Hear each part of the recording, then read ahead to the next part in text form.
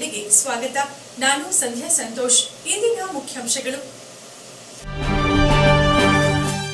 ಬಾಕಿ ಇರುವ ಮಳಿಗೆಗಳ ಬಾಡಿಗೆ ವಸೂಲಿಗೆ ಮುಂದಾಗಿ ಪಟ್ಟಣದಲ್ಲಿ ಪ್ಲಾಸ್ಟಿಕ್ ಫ್ಲೆಕ್ಸ್ ಅಂತ್ಯ ಹಾಡಿ.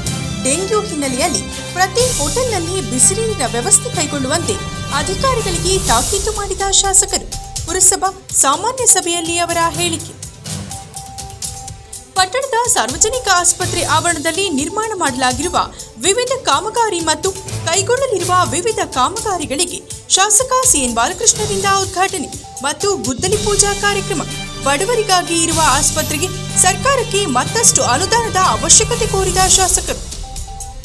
ಶ್ರೀ ಕ್ಷೇತ್ರ ಕಬ್ಬಳ್ಳಿಯಲ್ಲಿ ಪುನರ್ ನಿರ್ಮಾಣಗೊಳ್ಳುತ್ತಿರುವ ಬಸವೇಶ್ವರ ಸ್ವಾಮಿಯ ಗರ್ಭಗುಡಿ ನಿರ್ಮಾಣಕ್ಕೆ ಆದಿಚುಂಚನಗಿರಿ ಮಠದ ಡಾಕ್ಟರ್ ನಿರ್ಮಲಾನಂದನಾಥ ಸ್ವಾಮೀಜಿಯವರಿಂದ ಅಧಿಷ್ಠಾನ ಪೂಜೆ. ಕಾರ್ತಿಕ ಮಾಸದ ಜಾತ್ರೆ ವೇಳೆಗೆ ದೇವಸ್ಥಾನ ಪೂರ್ಣವೆಂದ ಶ್ರೀಗಳು. ಪಟ್ಟಣದ ಗುತ್ತಿಗೆದಾರ ಆಲಿ ಮಹಮ್ಮದ್ ಉರ್ಫ್ ಬಾಬಣ್ಣನವರಿಂದ ಪೆಂಡಾಲ್ ಗಣಪನಿಗೆ ಬುಧವಾರದ ವಿಶೇಷ ಪೂಜೆ, ಅನ್ನ ಸಂತರ್ಪಣಾ ಕಾರ್ಯ, ಅನ್ನದಾನದಲ್ಲಿ ಭಾಗಿಯಾದ ಸಹಸ್ರಾರು ಭಕ್ತರು.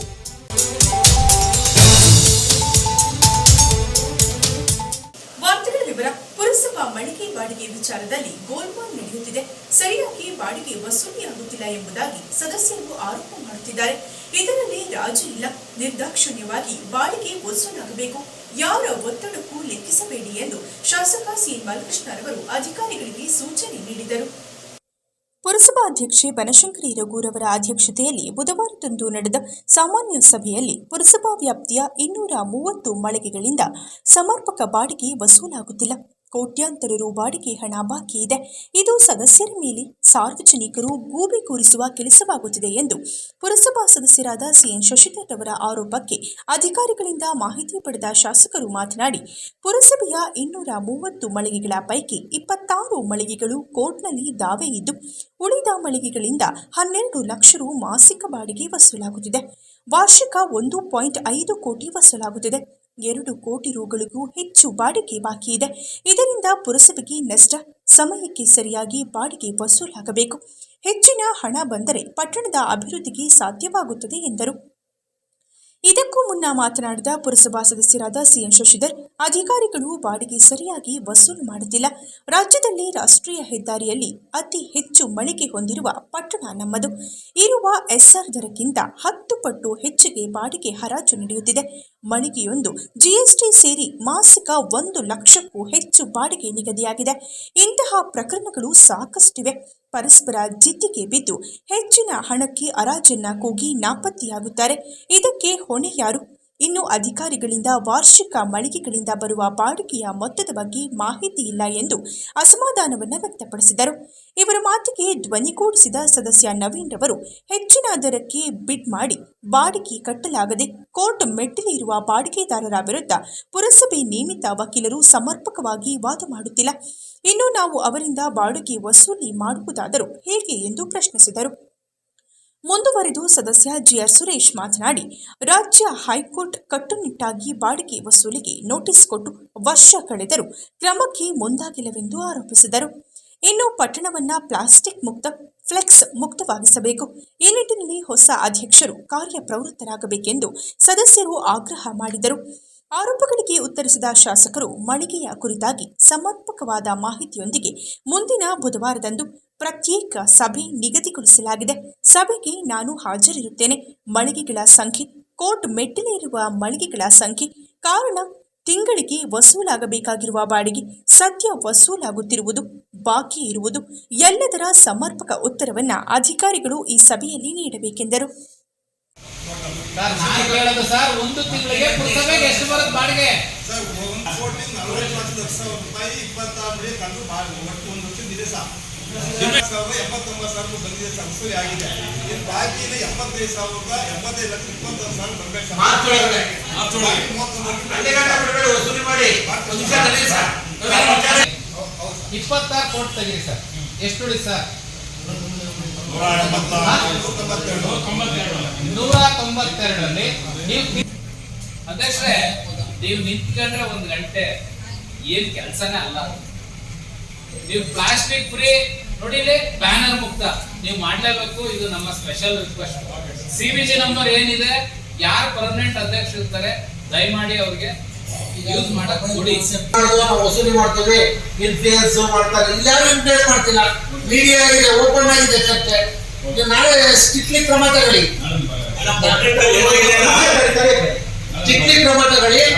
ಮೊಳಗೆ ಇಶ್ಯೂಸ್ ಬಗ್ಗೆ ಪ್ರತ್ಯೇಕವಾಗಿ ಎಲ್ಲ ಪರ್ಮನೆಂಟ್ ಯಾರೋ ಇಲ್ಲಿ ಯಾರೋ ಅಂದಾಜು ಹೇಳಿದೆ, ಒಬ್ರು 37 ಲಕ್ಷ, ಒಬ್ರು 70 ಲಕ್ಷ, ಒಬ್ರು 31 ಲಕ್ಷ. ಈ ಹೆಸರು ಕೂಗೋರು ನಮಗೆ ಈ ಮೊಳಗೆ ಬೇರೆ ಹೆಸರು ಮತ್ತೆ ಕೂಗಿ ಹಂಗೆ ಓಪನ್ ಮಾಡ್ಕೊಂಡು ಈಗ ಬಾಲಕೃಷ್ಣದ ಇರ್ಬೋದು, ಅವ್ರ ಕಿತ್ತಪ್ಪಳದ ಇರ್ಬೋದು, ಪ್ರಶ್ನೆಗಳ ಸರ್ ಸ್ಟ್ರಿಕ್ಟ್ಲಿ ನಾಳೆ ಕ್ರಮ ತಗೊಳ್ಳಿ. ದುಡ್ಡು ಕೊಡ್ಬೇಕು, ಬೇರೆ ಕೆಲಸ ಮಾಡ್ಬೋದಲ್ಲ ನಾವು. ಒಂದು ಇನ್ನೊಂದು 2 ವಾರ 4 ಪಾರ್ಕ್ ಅವಕಾಶ ಇದೆ. ಅದೇನೋ ಅದೊಂದು ಸಂಖ್ಯೆ ನಾನು ಶೋ ಮಾಡಿದ್ದೆ. ಅಲ್ಲ ಸರ್, ಒಂದು ನಿಮಿಷ, ಅವ್ರು ಸ್ಪಷ್ಟ ಅವ್ರು ಮಾಡಿದ ಸರಿನಾ ತಪ್ಪ ವಾಪಸ್ ಅರಸ ಗೌರ್ಮೆಂಟ್ ಏನು ಮಾಡಿದ್ರೆ ಹೇಳಿ ಅವರು ಹೇಳುತ್ತಲ್ಲ. ಪ್ರತಿ ಸದಸ್ಯರಿಗೂ ಅವ್ನು ಏನ್ ಕೇಳ್ತಾನೆ ಕಾನೂನುಬದ್ಧವಾಗಿದ್ರೆ ಪುರಸಭಾ ಸದಸ್ಯ ಗೌರವವನ್ನು ಎತ್ತಿಡಿತಕ್ಕಂಥದ್ದು ಆಗ ಮಾಡಿದವ್ರು ಸರಿನಾ ತಪ್ಪ ಸಭೆಗೆ ಹೋಗ್ಕೋಬೇಕಲ್ಲ. ಮಾಡಿದಾಗಿ ನಮ್ಗೆ ನೀವು ಈಗ ಈಗ ಹೇಳಿ ನಾವೇನ್ ಸರ್ ಮಾಡ್ಬೇಕು ಅಲ್ವಾ? ಕೇಳಿದನ್ನ ಕೊಟ್ಟವ್ರೆ. ಮಾಡಿ ಅಂತ ನಿಲ್ಸಿದ್ದಾರೆ. ನಮ್ಮ ವಾರ್ಡ್ ಪಕ್ಕದಲ್ಲೇ ರಾಷ್ಟ್ರವಾದ ಪಕ್ಕ ಮನೆಗಳಿದ್ದಾವೆ.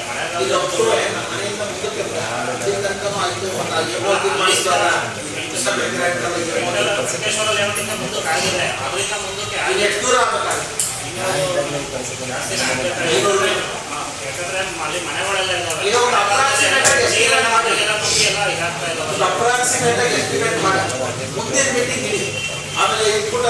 ಪುರಸಭೆಯ ಮೊದಲ ಸಾಮಾನ್ಯ ಸಭೆಯಲ್ಲಿಯೇ ಸ್ಥಾಯಿ ಸಮಿತಿ ಅಧ್ಯಕ್ಷರನ್ನಾಗಿ ವಾರ್ಡ್ ನಂಬರ್ 21ರ ಸದಸ್ಯ ಸಿಆರ್ ಸುರೇಶ್ ರವರನ್ನ ಆಯ್ಕೆ ಮಾಡಲಾಯಿತು. ಸಿಆರ್ ಸುರೇಶ್ ರವರ ಹೆಸರನ್ನ ಸದಸ್ಯ ಮೋಹನ್ ರವರು ಘೋಷಿಸಿದರು. ಎಲ್ಲ ಸದಸ್ಯರು ಅನುಮೋದಿಸಿದರು. ನೂತನ ಸ್ಥಾಯಿ ಸಮಿತಿ ಅಧ್ಯಕ್ಷರಾದ ಸಿಆರ್ ಸುರೇಶ್ ರವರನ್ನ ಶಾಸಕ ಸಿಎನ್ ಬಾಲಕೃಷ್ಣರವರು ಸೇರಿ ಎಲ್ಲ ಸದಸ್ಯರು ಅಭಿನಂದಿಸಿದರು. ಪಟ್ಟಣದ ಅಭಿವೃದ್ಧಿಗೆ ಅಧ್ಯಕ್ಷರು, ಉಪಾಧ್ಯಕ್ಷರೊಂದಿಗೆ ನೂತನ ಸ್ಥಾಯಿ ಸಮಿತಿಯ ಅಧ್ಯಕ್ಷರು ಕೈಜೋಡಿಸಿ ಸಹಕರಿಸಲಿ ಎಂದರು. ಸಭೆಯಲ್ಲಿ ಪುರಸಭಾ ಅಧ್ಯಕ್ಷೆ ಬನಶಂಕರಿ ರಘು, ಉಪಾಧ್ಯಕ್ಷೆ ರಾಣಿಕೃಷ್ಣ, ಪುರಸಭಾ ಮುಖ್ಯಾಧಿಕಾರಿಗಳಾದ ಹೇಮಂತ್ ಇದ್ದರು. ಅವರ ಆಶೀರ್ವಾದದಿಂದ ಹಾಗೂ ಜನಪ್ರಿಯ ಶಾಸಕರಾದಂಥ ಬಾಲಣ್ಣರ ಆಶೀರ್ವಾದದಿಂದ, ಅಧ್ಯಕ್ಷರು ಉಪಾಧ್ಯಕ್ಷರ ಸಹಾಯದಿಂದ ಮತ್ತು ಎಲ್ಲ ಗೌರವಾನ್ವಿತ ಪುರಸಭಾ ಸದಸ್ಯರಾದ ಸಹಕಾರದಿಂದ ಈ ದಿನ ಸ್ಥಾಯಿ ಸಮಿತಿ ಅಧ್ಯಕ್ಷರಾಗಿ ಆಯ್ಕೆ ಮಾಡಿದಂಥ ಬಾಲಣ್ಣವರಿಗೆ ವಿಶೇಷವಾಗಿ ಧನ್ಯವಾದಗಳನ್ನು ಅರ್ಪಿಸಿ ಎಲ್ಲರಿಗೂ ನಾನು ವ್ಯಾಪ್ತಿಗೆ ಬರ್ತಕ್ಕಂಥ ಎಲ್ಲ ಕೆಲಸ ಕಾರ್ಯಗಳಿಂದ ಅಧ್ಯಕ್ಷರು ಮತ್ತು ಉಪಾಧ್ಯಕ್ಷರು ಅಧಿಕಾರಿಗಳ ಸಹಕಾರದಿಂದ ಮತ್ತು ಸದಸ್ಯರ ಸಹಕಾರದೊಂದಿಗೆ ಎಲ್ಲನೂ ಮಾಧ್ಯಮ ಮಿತ್ರರಿಗೆ ಸಹ ಎಲ್ಲರಿಗೂ ಧನ್ಯವಾದಗಳನ್ನು ತಿಳಿಸ್ತೀನಿ. ಸಾರ್ವಜನಿಕರ ಅನುಕೂಲಕ್ಕಾಗಿ ಇರುವ ಸರ್ಕಾರಿ ಸಾರ್ವಜನಿಕ ಆಸ್ಪತ್ರೆಯನ್ನ ಮತ್ತಷ್ಟು ಅಭಿವೃದ್ಧಿಪಡಿಸಲು ಹೆಚ್ಚಿನ ಹಣದ ಅವಶ್ಯಕತೆ ಇದ್ದು, ಸರ್ಕಾರ ಸೂಕ್ತ ಅನುದಾನ ಒದಗಿಸುವ ಮೂಲಕ ಸಾರ್ವಜನಿಕರ ಸುಸ್ಥಿರ ಆರೋಗ್ಯಕ್ಕೆ ಮುಂದಾಗಬೇಕೆಂದು ಶಾಸಕ ಸಿಎನ್ ಬಾಲಕೃಷ್ಣರವರು ಹೇಳಿದರು. ಪಟ್ಟಣದ ಸರ್ಕಾರಿ ಸಾರ್ವಜನಿಕ ಆಸ್ಪತ್ರೆ ಆವರಣದಲ್ಲಿ ಬುಧವಾರದಂದು 2,70,00,000 ರು ವೆಚ್ಚದಲ್ಲಿ ನಿರ್ಮಾಣ ಮಾಡಲಾಗಿರುವ ವಿವಿಧ ಅಭಿವೃದ್ಧಿ ಕಾಮಗಾರಿಗಳಾದ ನವೀಕೃತ ತಾಲೂಕು ಆರೋಗ್ಯಾಧಿಕಾರಿಗಳ ಕಚೇರಿ, ಶವಾಗಾರಕ್ಕೆ ಹೋಗುವ ಕಾಂಕ್ರೀಟ್ ರಸ್ತೆ, 6 KL ಸಾಮರ್ಥ್ಯದ LMO ಟ್ಯಾಂಕ್, BPHU ಪ್ರಯೋಗಶಾಲಾ ಕಟ್ಟಡ, ಸಾರ್ವಜನಿಕ ಆಸ್ಪತ್ರೆಯ ನವೀಕೃತ ಕಚೇರಿ, ಕಣ್ಣಿನ ಹಾಗೂ ಸಂತಾನ ಶಸ್ತ್ರಚಿಕಿತ್ಸಾ ಶಿಬಿರದ ಪ್ರಿ ಆಪರೇಷನ್ ವಾರ್ಡ್, ಯುಟಿಲಿಟಿ ವಿಭಾಗ, ಮೊದಲನೇ ಮಹಡಿಯಲ್ಲಿ ವಿಸ್ತರಣಾ ಕಾಮಗಾರಿ ಮತ್ತು 12 ಹಾಸಿಗೆಗಳ ಐಸೋಲೇಷನ್ ವಾರ್ಡ್ ಉದ್ಘಾಟನೆ ಹಾಗೂ ಇನ್ನಿತರೆ ಕಾಮಗಾರಿಗಳ ನಿರ್ಮಾಣಕ್ಕೆ ಗುದ್ದಲಿ ಪೂಜೆಯನ್ನು ನೆರವೇರಿಸಿ ಮಾತನಾಡಿದ ಅವರು, ಪಟ್ಟಣದ ಸರ್ಕಾರಿ ಸಾರ್ವಜನಿಕ ಆಸ್ಪತ್ರೆಯಲ್ಲಿ ಪ್ರತಿದಿನ ಹೊರರೋಗಿ ವಿಭಾಗದಿಂದ 700ಕ್ಕೂ ಹೆಚ್ಚು ರೋಗಿಗಳು ಚಿಕಿತ್ಸೆಗೆ ಬರುತ್ತಿರುವುದರಿಂದ ರೋಗಿಗಳ ಆರೈಕೆಗೆ ಆಸ್ಪತ್ರೆಯನ್ನ ಉನ್ನತೀಕರಣಗೊಳಿಸುವ ಅವಶ್ಯಕತೆ ಇದೆ. ಹಿರಿಸವೆ ಸಮುದಾಯ ಆರೋಗ್ಯ ಕೇಂದ್ರದಲ್ಲೂ ಹೊರರೋಗಿಗಳು ಸಂಖ್ಯೆ ಹೆಚ್ಚಾಗುತ್ತಿರುವುದರಿಂದ ಮತ್ತು ಶ್ರವಣಬೆಳಗೊಳ ಸಮುದಾಯ ಆರೋಗ್ಯ ಕೇಂದ್ರದಲ್ಲಿ ಕೊಠಡಿಗಳು ಲಭ್ಯವಿರುವುದರಿಂದ ಶಸ್ತ್ರಚಿಕಿತ್ಸಾ ಕೊಠಡಿ ನಿರ್ಮಾಣಕ್ಕೆ ಪ್ರಸ್ತಾವನೆಯನ್ನ ಸಲ್ಲಿಸಲಾಗಿದೆ ಎಂದ ಅವರು, ತಾಲೂಕಿನಲ್ಲಿ ರಾಷ್ಟ್ರೀಯ ಹೆದ್ದಾರಿ ಹಾದು ಹೋಗಿದ್ದು ಅಪಘಾತಗಳು ಹೆಚ್ಚಾಗಿ ಸಂಭವಿಸುತ್ತಿರುವುದರಿಂದ ಸಾರ್ವಜನಿಕ ಆಸ್ಪತ್ರೆಯನ್ನ ಸುಸ್ಥಿತಿಯಲ್ಲಿಡುವ ಹಿನ್ನೆಲೆಯಲ್ಲಿ ಪ್ರಸಕ್ತ ಸಾಲಿನಲ್ಲಿ ಹೆಚ್ಚಿನ ಅನುದಾನ ನೀಡಬೇಕೆಂದು ಮನವಿ ಮಾಡಿದರು. ತಾಲೂಕು ಸಾರ್ವಜನಿಕ ಸರ್ಕಾರಿ ಆಸ್ಪತ್ರೆಯಲ್ಲಿ ಎಲ್ಲ ವಿಭಾಗಗಳಲ್ಲಿಯೂ ತಜ್ಞ ವೈದ್ಯರುಗಳಿದ್ದು ಎಕ್ಸ್ರೇ ಪ್ರಯೋಗಾಲಯ ಸೇವೆಗಳು ಉತ್ತಮ ರೀತಿಯಲ್ಲಿ ಬಳಕೆಯಾಗುತ್ತಿದ್ದು ತಾಲೂಕಿನಲ್ಲಿ ಸಾರ್ವಜನಿಕ ಆಸ್ಪತ್ರೆ ಸೇರಿದಂತೆ ಎಲ್ಲ ಸಮುದಾಯ ಕೇಂದ್ರಗಳಲ್ಲೂ ತುರ್ತು ವಾಹನದ ಸೇವೆ ಲಭ್ಯವಿದ್ದು ತಾಲೂಕಿನ ಗಡಿಭಾಗದಿಂದಲೂ ರೋಗಿಗಳನ್ನು ಕರೆತರಲು ವ್ಯವಸ್ಥೆ ಮಾಡಲಾಗಿದೆ ಹಾಗೂ ಇಂದಿನಿಂದ ಬೆಂಗಳೂರು ಮತ್ತು ಮೈಸೂರಿಗೆ ಉಚಿತವಾಗಿ ರೋಗಿಗಳನ್ನು ತುರ್ತು ವಾಹನದಲ್ಲಿ ಕೊಂಡೊಯ್ಯಲು ಕ್ರಮ ಕೈಗೊಳ್ಳಲಾಗಿದೆ ಎಂದು ತಿಳಿಸಿದರು. ಕಾರ್ಯಕ್ರಮದಲ್ಲಿ ಪುರಸಭಾ ಅಧ್ಯಕ್ಷೆ ಬನಶಂಕರಿ ರಘು, ಉಪಾಧ್ಯಕ್ಷೆ ರಾಣಿ ಕೃಷ್ಣ, ಜಿಲ್ಲಾ ಆರೋಗ್ಯಾಧಿಕಾರಿ ಡಾಕ್ಟರ್ ಬಿಎನ್ ಶಿವಸ್ವಾಮಿ, ತಾಲೂಕು ಆರೋಗ್ಯಾಧಿಕಾರಿ ಎನ್ ಕಿಶೋರ್ ಕುಮಾರ್, ಜಿಲ್ಲಾ ಅಂಧತ್ವ ನಿವಾರಣಾಧಿಕಾರಿ ಡಾಕ್ಟರ್ ನಾಗೇಶ್ ಆರಾಧ್ಯ, ಆರ್ಸಿಎಚ್ ಅಧಿಕಾರಿ ಡಾಕ್ಟರ್ ಶಿವಶಂಕರ್, ಸರ್ಕಾರಿ ಜಿಲ್ಲಾ ಆರೋಗ್ಯ ಸರ್ವೇಕ್ಷಣಾಧಿಕಾರಿ ಡಾಕ್ಟರ್ ಚೇತನ್, ಜಿಲ್ಲಾ ಕ್ಷಯರೋಗ ನಿಯಂತ್ರಣಾಧಿಕಾರಿ ಡಾಕ್ಟರ್ ಸಂಧ್ಯಾ, ಸಾರ್ವಜನಿಕ ಆಸ್ಪತ್ರೆಯ ಆಡಳಿತ ವೈದ್ಯಾಧಿಕಾರಿ ಡಾಕ್ಟರ್ ವಿ ಮಹೇಶ್, ಆಸ್ಪತ್ರೆಯ ಸಿಬ್ಬಂದಿಗಳು ಸೇರಿದಂತೆ ಇತರರು ಉಪಸ್ಥಿತರಿದ್ದರು. ಎಲ್ಲ ನೋಡಿದ್ದೀರಾ. ಈವನ್ ಈ ಸಭಾಂಗಣ ಕೂಡ ಅವರೇ ಒಂದು ಸಂದರ್ಭದಲ್ಲಿ ನಾವು ಮೇಲ್ಗಡೆ ಸೋರ್ತಾ ಇದೆ ಅಂತ ಒಂದು ಸಂದರ್ಭದಲ್ಲಿ ಚುರ್ಕೆ ಹಾಕೋಣ ಅಂದಾಗ ಬೇಡ ಸರ್, ಚುರ್ಕೆ ಬೇಡ ಸರ್, ಒಂದು ಡ್ರೆಸ್ ಹಾಕೋಣ ಅಂತ ಅವರೇ ಸ್ಟಾರ್ಟ್ ಮಾಡಿದ್ದು. 2 ಲಕ್ಷ ರೂಪಾಯಿ ಅವರ ಕೈಯಿಂದ ಕೊಟ್ಟು ಫಸ್ಟು ಶುರು ಮಾಡಿದ್ದು, ಚಾಲನೆ ಕೊಟ್ಟಿದ್ದು. ಸೊ ಅದ್ರ ನಂತರ ಒಂದು ಡ್ರೆಸ್ ವರ್ಕ್ ಆಗಿ, ಫ್ಲೋರಿಂಗ್ ಆಗಿ, ಫಾಲ್ಸ್ ರೂಪಿಗೆ ಒಂದು ಸುಂದರವಾದ ಸಭಾಂಗಣ ಕೂಡ ಅಲ್ಲಿಂದ ಶುರುವಾಗಿ ನಂತರ ಕಾಮಗಾರಿಕೆಯ ಉದ್ಘಾಟನಾ ಕಾರ್ಯಕ್ರಮ. ಹಾಗೆ ಈ ಕಾರ್ಯಕ್ರಮದ ಉದ್ಘಾಟನಾ ಕಾರ್ಯಕ್ರಮಕ್ಕೆ ಶ್ರವಣಬೆಳಗೊಳದ ಕ್ಷೇತ್ರದ CN ಬಾಲಕೃಷ್ಣ ಸರ್ ಅವರೇ ಹಾಗೂ ಪುರಸಭಾ ನೂತನ ಉಪಜನಿಗೆ ಅವರು ದುಡ್ಡು ತಗೊಳ್ಳದಲ್ಲೇ ಟ್ರೀಟ್ಮೆಂಟ್ ಕೊಟ್ಟು ಅವ್ರನ್ನ ಉಳಿಸ್ಕೊಟ್ಟಿದ್ದಾರೆ. ತುಂಬ ಸಾಧನೆಯನ್ನು ಮಾಡ್ಕೊಂಡು ಬಂದಿದ್ದಾರೆ. ಯಾಕೆಂತಂದರೆ ಇಂಥ ಒಂದು ಟೈಮಲ್ಲಿ ಆ ಒಂದು ಸ್ಪಂದನೆ ಮಾಡುವಂಥ ಡಾಕ್ಟ್ರುಗಳು ಬೇಕು. ಯಾಕೆಂದರೆ ಕೆಲವೊಂದು ಕಡೆ ಸರ್ಕಾರಿ ಆಸ್ಪತ್ರೆಗಳಲ್ಲಿ ಏನೇ ಒಂದು ಜೀವ ಉಳಿಸುವ ಒಂದು ಟೈಮಲ್ಲಿ ಇದ್ದಾಗಲೂ ಸ್ಪಂದಿಸಲ್ಲ, ಇನ್ನೇನೋ ಒಂದು ಥರ ಮಾಡಿಬಿಟ್ಟು ತಲೆಗೆ ಹಾಕೊಳ್ಳಲ್ಲ, ಆರೋಗ್ಯ ಸರಿಯಾಗಿ ತಗೊಳ್ಳೋದಿಲ್ಲ. ಆದರೆ ಈ ನಮ್ಮ ಸರ್ಕಾರಿ ಆಸ್ಪತ್ರೆಯಲ್ಲಿ ಏನೇ ಒಂದು ಕ್ರಿಟಿಕಲ್ ಟೈಮ್ ಇದ್ದರೂ, ಏನೇ ಒಂದು ಆರೋಗ್ಯ ಸಮಸ್ಯೆ ಎಲ್ಲ ಸೇರಿ 1,47,00,000 ವಿನಿಯೋಗ ಆಗಿದೆ. ಇನ್ನು 3,02,00,000 MBRಕಿನಲ್ಲಿ ಖಾತೆಯಲ್ಲಿ ಇದೆ. ರಕ್ಷಾ ಸಮಿತಿನಲ್ಲಿ 1/4/24 ತನಕ ಸುಮಾರು 32 ಲಕ್ಷ ಬ್ಯಾಲೆನ್ಸ್ ಇದ್ದದ್ದನ್ನು ಹೋಗಿ ಇವತ್ತು 14 ಲಕ್ಷ ಒಂದು ಖರ್ಚುಗಳೆಲ್ಲ ಕಳೆದು ಇವತ್ತು 9,05,000 ರೂಪಾಯಿ ಇವತ್ತು ಆರೋಗ್ಯ ರಕ್ಷಾ ಸಮಿತಿಯಲ್ಲೂ ಕೂಡ ಒಂದು ಇದೆ ಇರ್ತಕ್ಕಂಥದ್ದನ್ನು ಕೂಡ ಹೇಳಲಿಕ್ಕೆ ವಿಶೇಷವಾಗಿ ಬಯಸ್ತೇವೆ. ನಮಗಿಲ್ಲಿ ವಾರ್ಡ್ಗಳ ಕೊರತೆ ತುಂಬ ಕಾಡ್ತಾ ಇತ್ತು.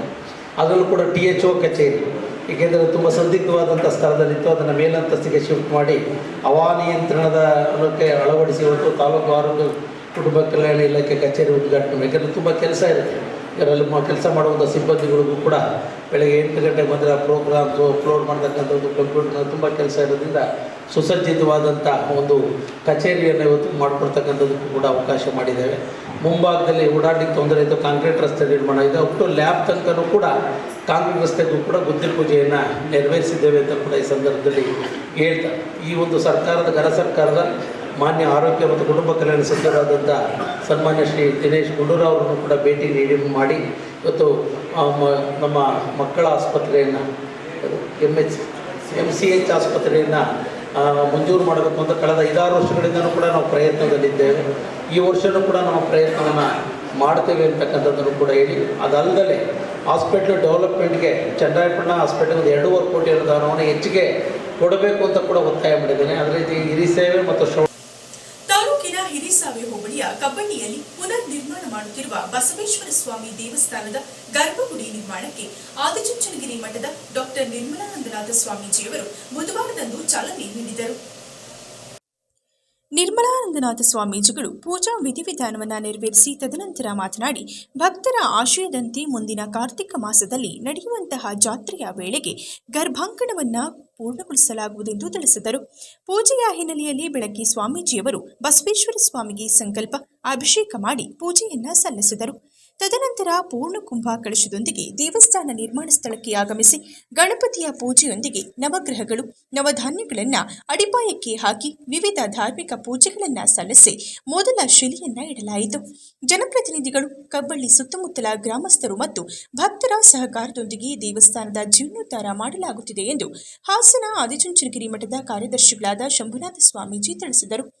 ಕಬ್ಬಳ್ಳಿ ಮಠದ ಶಿವಪುತ್ರನಾಥ ಸ್ವಾಮೀಜಿ, ಮುಖಂಡರಾದ MA ಗೋಪಾಲಸ್ವಾಮಿ, HS ವಿಜಯಕುಮಾರ್, ದಿಡಕ ವಾಸು, ಪುಟ್ಟರಾಜು, ವಾಸು, ಪ್ರಮೀಳಾ, ಪ್ರಕಾಶ್, ಗ್ರಾಮದ ಮುಖಂಡರಾದ ಗಣೇಶ್ ಗೌಡ, ಗುಡಿಗೌಡ ಪ್ರಕಾಶ್, ಜವರೇಗೌಡ, ಪೃಥ್ವಿರಾಜ್, ಶಿವನಂಜೇಗೌಡ, ಸತೀಶ್, ರತ್ನರಾಜು ಸೇರಿದಂತೆ ಹಾಸನ ಜಿಲ್ಲೆಯ ಆದಿಚುಂಚನಗಿರಿ ಶಿಕ್ಷಣ ಸಂಸ್ಥೆಗಳ ಮುಖ್ಯಸ್ಥರು, ಸುತ್ತಮುತ್ತಲ ಗ್ರಾಮಸ್ಥರು ಕಾರ್ಯಕ್ರಮದಲ್ಲಿ ಭಾಗವಹಿಸಿದ್ದರು. ಹಿರಿಸಾವೆ ಹೋಬಳಿಯ ಕಬ್ಬಳ್ಳಿಯಲ್ಲಿ ಬುಧವಾರ ಆದಿಚುಂಚನಗಿರಿ ಮಠದ ನಿರ್ಮಲಾನಂದನಾಥ ಸ್ವಾಮೀಜಿಯವರು ಬಸವೇಶ್ವರ ಸ್ವಾಮಿ ದೇವಸ್ಥಾನಕ್ಕೆ ಅಧಿಷ್ಠಾನದ ಪೂಜೆಯನ್ನು ನೆರವೇರಿಸಿದರು. ಶಂಭುನಾಥ ಸ್ವಾಮೀಜಿ, ಶಿವಪುತ್ರನಾಥ ಸ್ವಾಮೀಜಿ, ಗೋಪಾಲಸ್ವಾಮಿ, ವಿಜಯಕುಮಾರ್ ಇದ್ದರು.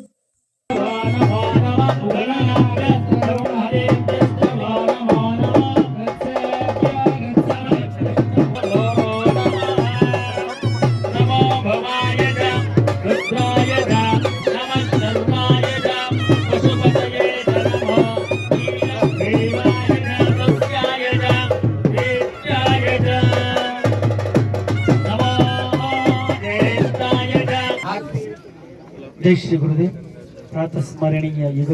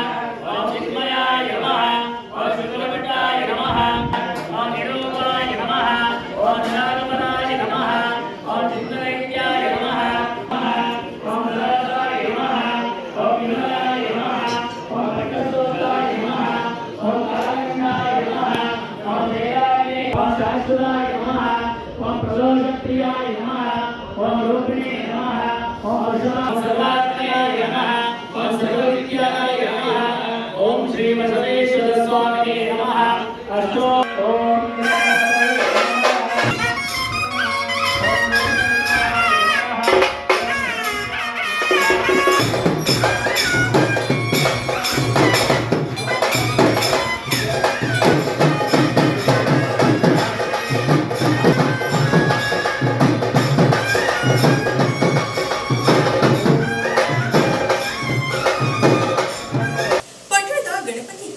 ಪ್ರತಿಷ್ಠಾಪಿಸಲಾಗಿರುವ ಗಣೇಶ ಮೂರ್ತಿಗೆ 58 ದಿನಗಳ ಕಾಲ ನಡೆಯುವ ಪ್ರತಿದಿನದ ವಿಶೇಷ ಪೂಜೆಯ 4ನೇ ದಿನವಾದ ಬುಧವಾರದಂದು ಪಟ್ಟಣದ ಗುತ್ತಿಗೆದಾರರಾದ ಆಲಿ ಮಹಮ್ಮದ್ ರವರು ಪೂಜೆಯನ್ನ ಸಲ್ಲಿಸುವ ಮೂಲಕ ಭಾವೈಕ್ಯತೆಯನ್ನ ಮೆರೆದರು. ಗಣೇಶ ಮೂರ್ತಿಯನ್ನ ಪ್ರತಿಷ್ಠಾಪಿಸಿ 58 ದಿನಗಳು ಸ್ವಾಮಿಯ ಸನ್ನಿಧಿಯಲ್ಲಿ ಭಕ್ತರು ಪ್ರತಿದಿನ ಪೂಜೆ ಸಲ್ಲಿಸಿರುವುದು ಆಚರಿಸಿಕೊಂಡು ಬಂದಿರುವ ಪದ್ಧತಿ. ಪೂಜೆಯಲ್ಲಿ ಹಿಂದೂ, ಮುಸ್ಲಿಂ ಎಂಬ ಭೇದ ಭಾವವಿಲ್ಲದೆ ಎಲ್ಲರೂ ಒಗ್ಗೂಡಿ ಪೂಜೆಯನ್ನ ನೆರವೇರಿಸುತ್ತಾರೆ. ಇದಕ್ಕೆ ಕಾರಣೀಭೂತರಾದವರು ಪಟ್ಟಣದ ಗುತ್ತಿಗೆದಾರರಾದ ಆಲಿ ಮಹಮ್ಮದ್ ಉರ್ಫ್ ಬಾಬಣ್ಣನವರು. ಅವರು ಬುಧವಾರದಂದು ಮಧ್ಯಾಹ್ನ ವಿಘ್ನ ನಿವಾರಕನಿಗೆ ಪೂಜೆಯನ್ನ ಸಲ್ಲಿಸಿ ಭಕ್ತಾದಿಗಳಿಗೆ ಅನ್ನದಾನವನ್ನ ಏರ್ಪಡಿಸಿದ್ದರು. ಗಣೇಶನಿಗೆ ಸಲ್ಲಿಕೆಯಾದ ಮಹಾಮಂಗಳಾರತಿ ತರುವಾಯ ಪೂಜೆಯಲ್ಲಿ ಭಾಗವಹಿಸಿದ್ದ ಗುತ್ತಿಗೆದಾರರಾದ ಆಲಿ ಮಹಮ್ಮದ್ ಉರ್ಫ್ ಬಾಬಣ್ಣನವರಿಗೆ ಗಣಪತಿ ಸೇವಾ ಸಮಿತಿಯ ಅಧ್ಯಕ್ಷರಾದ ಸಿಎನ್ ಅಶೋಕ್ ರವರು ಅಭಿನಂದಿಸಿದರು. ತದನಂತರ ನಡೆದ ಅನ್ನದಾನದಲ್ಲಿ ಆಲಿ ಮಹಮ್ಮದ್ ಉರ್ಫ್ ಬಾಬಣ್ಣನವರು ಸ್ನೇಹಿತರು ಆಹಾರ ವಿತರಿಸುವ ಮೂಲಕ ಅನ್ನದಾನಕ್ಕೆ ಚಾಲನೆ ನೀಡಿದರು. ಈ ವೇಳೆ ಸಮಿತಿಯ ಪದಾಧಿಕಾರಿಗಳು ಹಾಜರಿದ್ದರು. ಕೊನೆಯಲ್ಲಿ ಮತ್ತೊಮ್ಮೆ ಮುಖ್ಯಾಂಶಗಳು. ಬಾಕಿ ಇರುವ ಮಳಿಗೆಗಳ ಬಾಡಿಗೆ ವಸೂಲಿಗೆ ಮುಂದಾಗಿ ಪಟ್ಟಣದಲ್ಲಿ ಪ್ಲಾಸ್ಟಿಕ್ ಫ್ಲೆಕ್ಸ್ ಅಂತ್ಯ ಹಾಡಿ. ಡೆಂಗ್ಯೂ ಹಿನ್ನೆಲೆಯಲ್ಲಿ ಪ್ರತಿ ಹೋಟೆಲ್ನಲ್ಲಿ ಬಿಸಿನೀರಿನ ವ್ಯವಸ್ಥೆ ಕೈಗೊಳ್ಳುವಂತೆ ಅಧಿಕಾರಿಗಳಿಗೆ ತಾಕೀತು ಮಾಡಿದ ಶಾಸಕರು. ಪುರಸಭಾ ಸಾಮಾನ್ಯ ಸಭೆಯಲ್ಲಿ ಅವರ ಹೇಳಿಕೆ. ಪಟ್ಟಣದ ಸಾರ್ವಜನಿಕ ಆಸ್ಪತ್ರೆ ಆವರಣದಲ್ಲಿ ನಿರ್ಮಾಣ ಮಾಡಲಾಗಿರುವ ವಿವಿಧ ಕಾಮಗಾರಿ ಮತ್ತು ಕೈಗೊಳ್ಳಲಿರುವ ವಿವಿಧ ಕಾಮಗಾರಿಗಳಿಗೆ ಶಾಸಕ ಸಿಎನ್ ಬಾಲಕೃಷ್ಣರಿಂದ ಉದ್ಘಾಟನೆ ಮತ್ತು ಗುದ್ದಲಿ ಪೂಜಾ ಕಾರ್ಯಕ್ರಮ. ಬಡವರಿಗಾಗಿ ಇರುವ ಆಸ್ಪತ್ರೆಗೆ ಸರ್ಕಾರಕ್ಕೆ ಮತ್ತಷ್ಟು ಅನುದಾನದ ಅವಶ್ಯಕತೆ ಕೋರಿದ ಶಾಸಕರು. ಶ್ರೀ ಕ್ಷೇತ್ರ ಕಬ್ಬಳ್ಳಿಯಲ್ಲಿ ಪುನರ್ ನಿರ್ಮಾಣಗೊಳ್ಳುತ್ತಿರುವ ಬಸವೇಶ್ವರ ಸ್ವಾಮಿಯ ಗರ್ಭಗುಡಿ ನಿರ್ಮಾಣಕ್ಕೆ ಆದಿಚುಂಚನಗಿರಿ ಮಠದ ಡಾಕ್ಟರ್ ನಿರ್ಮಲಾನಂದನಾಥ ಸ್ವಾಮೀಜಿಯವರಿಂದ ಅಧಿಷ್ಠಾನ ಪೂಜೆ. ಕಾರ್ತಿಕ ಮಾಸದ ಜಾತ್ರೆ ವೇಳೆಗೆ ದೇವಸ್ಥಾನ ಪೂರ್ಣವೆಂದ ಶ್ರೀಗಳು. ಪಟ್ಟಣದ ಗುತ್ತಿಗೆದಾರ ಆಲಿ ಮಹಮ್ಮದ್ ಉರ್ಫ್ ಬಾಬಣ್ಣನವರಿಂದ ಪೆಂಡಾಲ್ ಗಣಪನಿಗೆ ಬುಧವಾರದ ವಿಶೇಷ ಪೂಜೆ, ಅನ್ನ ಸಂತರ್ಪಣಾ ಕಾರ್ಯ, ಅನ್ನದಾನದಲ್ಲಿ ಭಾಗಿಯಾದ ಸಹಸ್ರಾರು ಭಕ್ತರು.